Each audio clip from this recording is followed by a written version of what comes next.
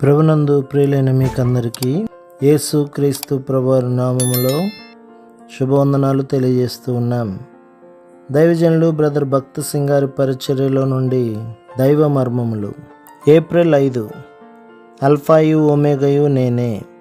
ప్రకటన గ్రంథం 1వ అధ్యాయం 8వ వచనం. దేవుని యొక్క సంకల్పంలోనికి వచ్చుటకు మనం ఇష్టపడినప్పుడెల్లా అపవాది భయంకరముగా పోరాడును. దేవుడు సూచక క్రియలు చేసినప్పుడు అపవాది నిశ్శబ్దముగా నుండును. అయితే దేవుడు తన పరలోక నమూనాను చూపించగానే అపవాది ఉగ్రుడగును. ఈ పరలోక సంకల్పములోనికి రాకుండా అడ్డగించుటకు ప్రయత్నించును. మన మనస్సులకు ఏది ఉత్తమమో దానిని చేయుచున్నచో వాడు మన జోలికి రాడు. దేవుని పరిపూర్ణమైన క్రమమును జరిగించుటకు ఆశించగానే జయించుటకు కష్టమైనట్టి ఇబ్బందులను అపవాది కల్పించును. అనేక మంది నూతన విశ్వాసులు ప్రభువుకు దూరమైపోవట చూచితిని.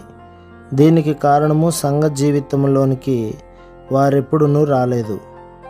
కొంతమందిని మాత్రమే వారు తమ ఆత్మీయులైన తండ్రులుగా ఎంచుకొనిరి.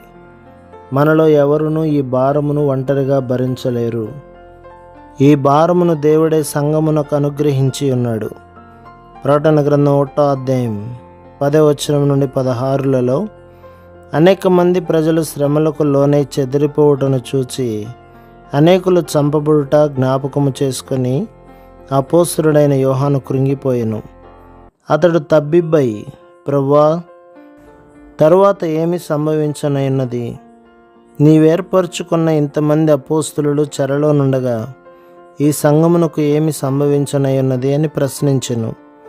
ప్రభువు దినమున యోహాను ఆత్మలో ప్రార్థించుచుండగా వెనక నుండి వచ్చిన ఒక స్వరమును వినెను. మాట్లాడుచున్నదెవరో చూచుటకు అతడు వెనుకకు తిరిగెను. ముందు నుండి కాక ఎందుకు ప్రభు అపోస్తులని వెనక నుండి వచ్చెను? ఇది నా ప్రశ్న. యోహాను తప్పు దిక్కుగా చూచుట వలననే కదా. అందుచేతనే అతడు నిరాశ చెందెను.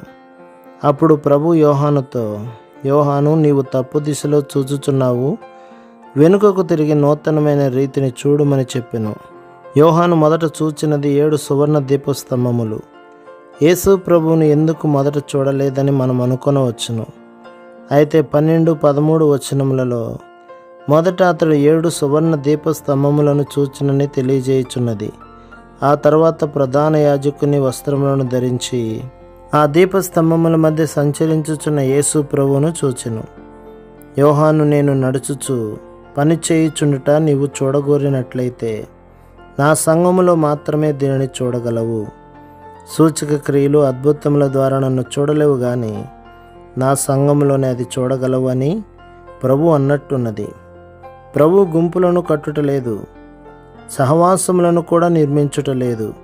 తన సంఘమునే ఆయన కట్టుచున్నాడు. ప్రభు మిమ్మును, మీ కుటుంబమును, మీ సంఘములను దీవించి ఆశీర్వదించునుగాక. ఆమెన్.